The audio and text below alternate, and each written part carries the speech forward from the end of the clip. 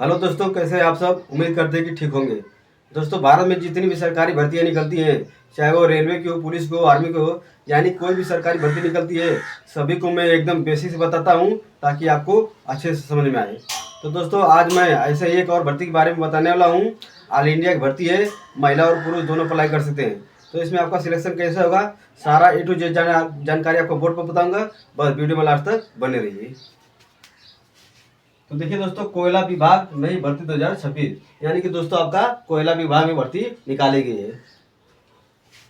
कुल पद आप बात कर लेते हैं कि जो टोटल पोस्ट है वो आपका कितना रहेगा। तो देखिए 1055, यानी कि जो टोटल पोस्ट है दोस्तों वो आपका 1055 पदों पर भर्ती निकाली गई है। पद का नाम आप बात कर लेते हैं, जो पद है उसका नाम क्या है। तो देखिए खनन सरदार, सर्वेयर और सहायक फोरमैन, यानी कि दोस्तों जो पद है उसमें आपका 3 पद है। खनन सरदार का है, सर्वेयर का है और एक सहायक फोरमैन का है। आवेदन की तिथि अब बात कर लेते हैं। इस फॉर्म को भरने के लिए जो डेट है वो कब से कब तक रहेगा। तो देखिए 15 अप्रैल, यानी कि दोस्तों आपका फार्म भरा जा रहा है।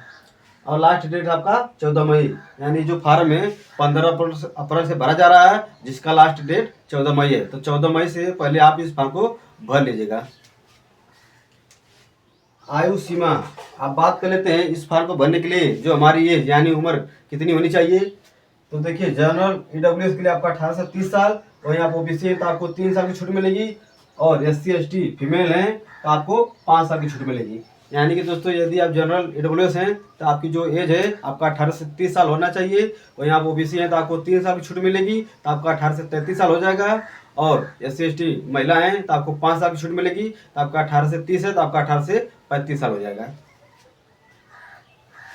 फीस आप देखिए, इस फॉर्म को भरने के लिए हमें फीस कितना देना होगा। तो देखिए जनरल OBC के लिए आपका 1185 रुपये लगेगा, और SC ST फीमेल यानी कि महिला है तो आपका 00, यानी आपका निःशुल्क रहेगा। सिर्फ ये जो फार्म है आपको जनरल OBC है तो आपको 1185 रुपये देना होगा, और यहाँ पे SC ST महिला है तो आपका निःशुल्क रहेगा।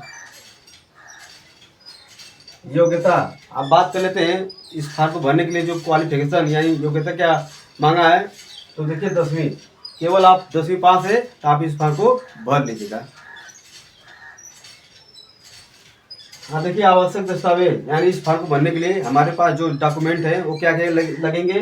तो देखिए फोटो आपका लगेगा, आधार कार्ड लगेगा, सिग्नेचर लगेगा, जाति प्रमाण पत्र लगेगा, आयु प्रमाण पत्र लगेगा, और आपका शैक्षणिक योग्यता यानी कि आपका जो 10वीं का मार्कशीट है। एक बार फिर से देख लेते हैं। फोटो आपका कम से कम 4 और अधिक से अधिक 20 फोटो, और उसके बाद आपका आधार कार्ड लगेगा, और सिग्नेचर फिर आपका रहेगा, जाति प्रमाण पत्र रहेगा, आयु प्रमाण पत्र। देखिए आपके पास आयु प्रमाण पत्र नहीं है तो आप 10वीं की मार्कशीट भी लगा सकते हैं। उसके बाद आपका शैक्षणिक योग्यता यानी कि आपका 10वीं का मार्कशीट। आप देखिए सिलेक्शन प्रोसेस, आप देखिए इसमें आपका सिलेक्शन कैसे होगा। तो देखिए सबसे पहले आपका CBT एग्जाम होगा, यानी कि कंप्यूटर बेस्ड टेस्ट आपका होगा। उसके बाद आपका इंटरव्यू होगा, फिर आपका डॉक्यूमेंट वेरिफिकेशन होगा। सिलेबस भी समझ लेते हैं, यानी कि इस परीक्षा में आपका सिलेबस क्या क्या होने वाला है। तो देखिए आपका गणित रहेगा, रीजनिंग रहेगा, सामान्य ज्ञान रहेगा, और आपका अंग्रेजी रहेगा। देखिए ये आपका इसमें आपका 2 पेपर रहेगा। तो इसमें आपका फर्स्ट पेपर में आपका ये 4 विषय रहेगा, गणित रहेगा, रीजनिंग रहेगा, सामान्य ज्ञान रहेगा, और आपका अंग्रेजी रहेगा। अब देखिए आपका ये दो पेपर है, इसके लिए आपका सिलेबस है। उसमें आपका माइनिंग रहेगा, पर्सनल और HR रहेगा, मार्केटिंग और सेल्स रहेगा, मटेरियल मैनेजमेंट रहेगा। उसके बाद आपका फाइनेंस और अकाउंट्स रहेगा। यानी आपका सिलेबस में आपका यानी कि जो पेपर है वो आपका दो पेपर होगा, तो इसमें आपका अलग अलग सिलेबस से आपका अलग अलग पेपर होगा। उसको भी समझ लेते हैं। एग्जाम पैटर्न देखिए, इसमें आपका पेपर 1 में आपका टोटल प्रश्न जो है आपके 100 प्रश्न रहेंगे, टोटल अंक आपके 100 रहेंगे, और समय आपको 1.5 घंटा मिलेगा। और देखिए खुशखबरी वाली बात है इसमें कि आपका नेगेटिव मार्किंग नहीं है। तो पेपर 1 में आपका टोटल प्रश्न जो है आपको 100 प्रश्न पूछे जाएंगे, इसके लिए आपको 100 अंक मिलेंगे, और जो समय मिलेगा आपको वो 1.5 घंटा मिलेगा। ये आपका पेपर 1 है। आप पेपर 2 भी देख लेते हैं। इसमें आपका टोटल प्रश्न 100 रहेंगे, टोटल अंक 100 रहेंगे, और जो समय है वो भी आपको 1.5 घंटा मिलेगा। बस आपका सब सेम है, बस आपका इसमें आपका सिलेबस यानी कि अलग अलग पेपर में आपका अलग अलग सिलेबस रहेगा।